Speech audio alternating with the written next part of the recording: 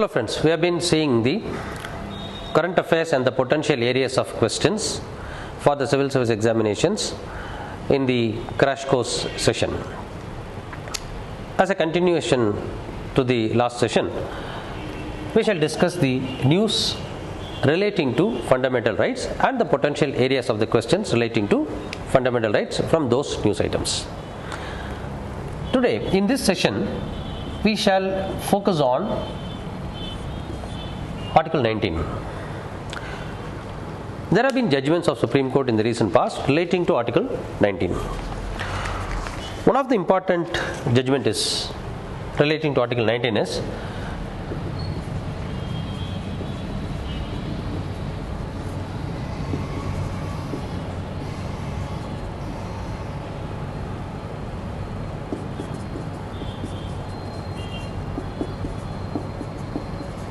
conducting business on internet is a fundamental right. This is what the Supreme Court has ruled. The court has ruled that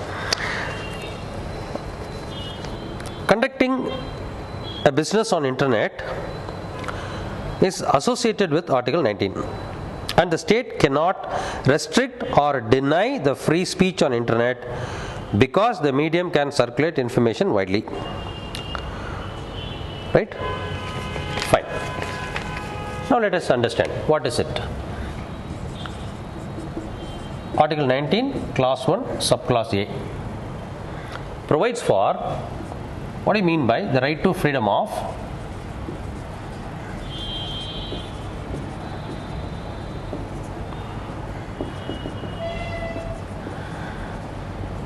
speech and expression. It deals with the right to freedom of speech and expression. Now, speech refers to expression of one's ideas. See, what do you mean by this freedom and how it is related to, or why is it important? According to the Supreme Court, see, remember, this term expression is one of the important terms in the Constitution that has been subjected to widest interpretations. So, expression refers to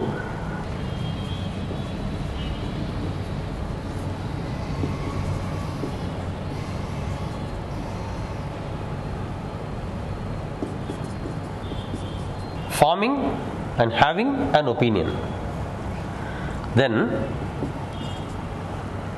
telling out the opinion.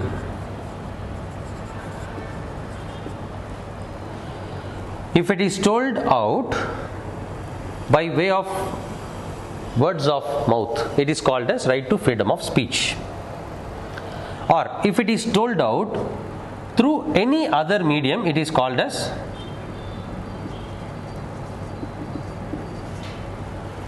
freedom of expression, which means it can be told out as a writing,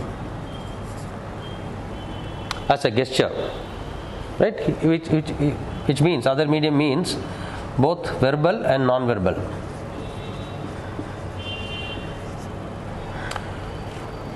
Through gestures, even dancing, certain art forms are considered to be freedom of expression. Painting, right, making movies, and whatever we are now doing, this is also part of freedom of expression. So, freedom of speech and expression is guaranteed by Article 19, Clause 1, Subclause A, and it can be through any medium, and internet being a medium. See, when I say telling out, it means disseminating. This is what the Supreme Court has ruled. The freedom of expression guaranteed by 19 Clause 1 Subclause A guarantees the right to form an opinion, have an opinion, disseminate the opinion, elicit the opinion from somebody and disseminate to many. Not necessarily that I have the right only to disseminate my opinion to everybody. I can also draw the opinion from somebody and then disseminate it. See, from that only the freedom of press flows out.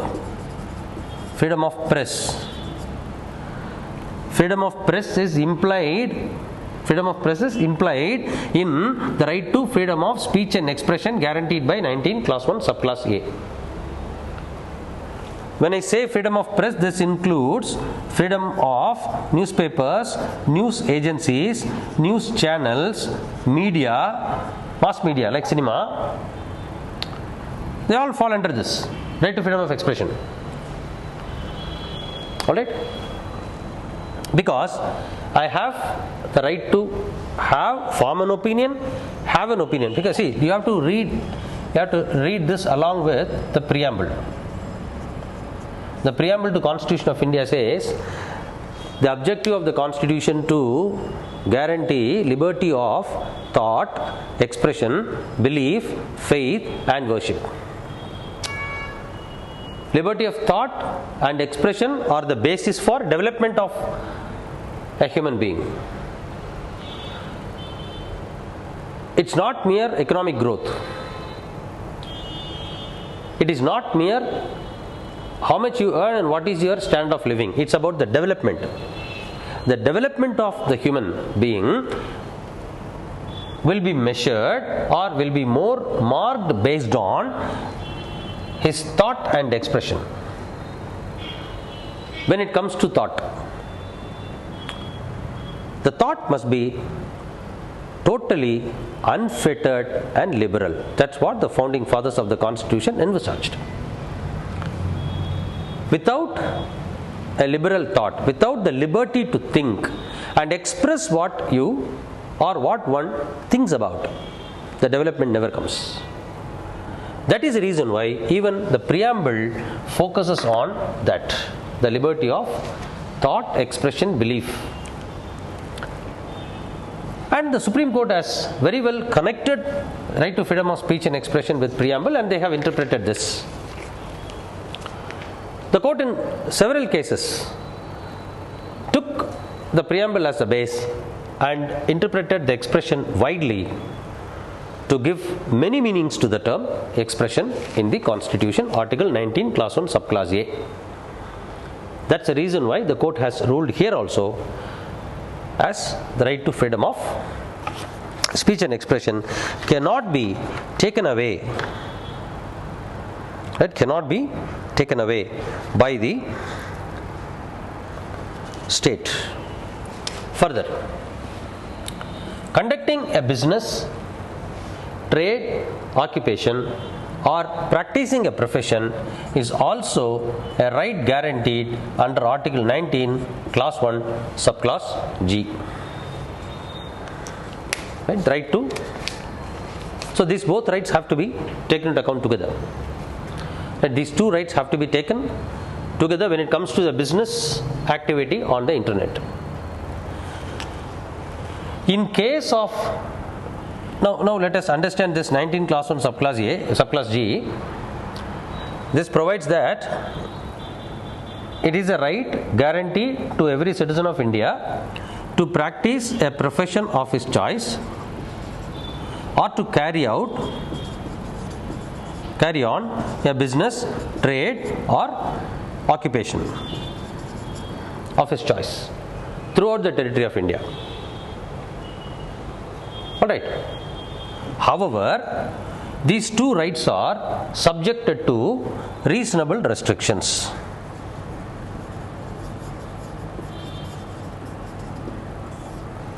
The reasonable restriction upon 19 Clause 1 Subclause A can be imposed on the grounds provided for in Article 19 Clause 2. Similarly, the reasonable restriction upon the right guaranteed by 19 Clause 1 Subclause G can be imposed on the grounds given in 19 Clause 6. Along with the grounds of reasonable restriction, 19 Clause 6 also contains certain conditions.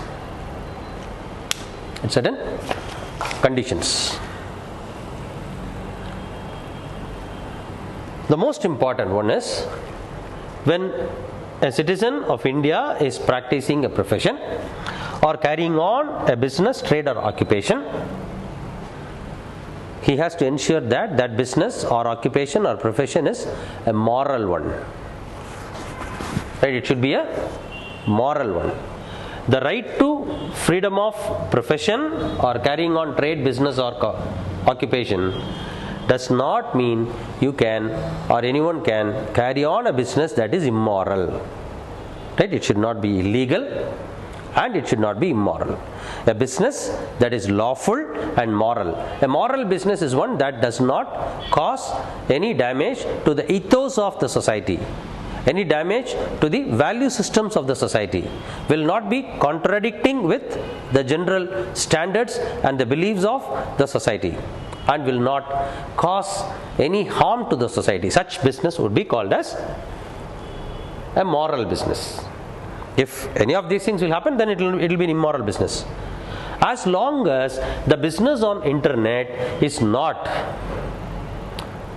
right, as long as the business on internet is not immoral and illegal, the state cannot and must not unnecessarily interfere. And in case the state wants to regulate, it has to regulate or restrict, it has to be based on the conditions given in Article 19 Clause 2 and 19 Clause 6. So this you have to understand very clearly with respect to the business. Same way, the court has ruled one more thing relating to 19 Clause 1 subclause A. The social media posting. The court has ruled that social media posting is a fundamental right. Meaning, the court, particularly the Chief Justice, remarked that posting on social media was tantamount to be a fundamental right applicable to all citizens, including Government of India. Right? Because in Tripura, there was an issue relating to an individual posting on the social media something offending the ruling party, and the ruling party took action against him, and he challenged the orders of action taken against him in the High Court of Tripura, which struck it down as unconstitutional, and the appeal was made to Supreme Court. In the appeal, the Supreme Court said anything posted in the social media need not be looked at with apprehension. Right, looked at with apprehension, because posting in social media also falls under the right to freedom of speech and expression. As far as the prelims is concerned, this much is enough. However, because whatever we have discussed as part of 19 Clause 1 subclause A in the previous issue will be applicable to here also, and most important, please do understand the grounds on which the right to freedom of speech and expression can be restricted as given in 19 Clause 2. Same way, read 19 Clause 6, which provides for conditions and grounds of restriction for freedom of profession, trade, occupation or business. Here there are 8 grounds, here there is only one ground, public interest, but there are 2 important conditions. So 19 Clause 6 contains 2 conditions and 1 ground for reasonable restrictions. So those will be applicable to here also. But this issue, posting in social media, is important for your mains. When it comes to mains, remember, previously they have already asked the question relating to what are the different forms of social media. Now this time you can expect this can in the mains, it can be asked in essay paper, it can be asked in GS paper 1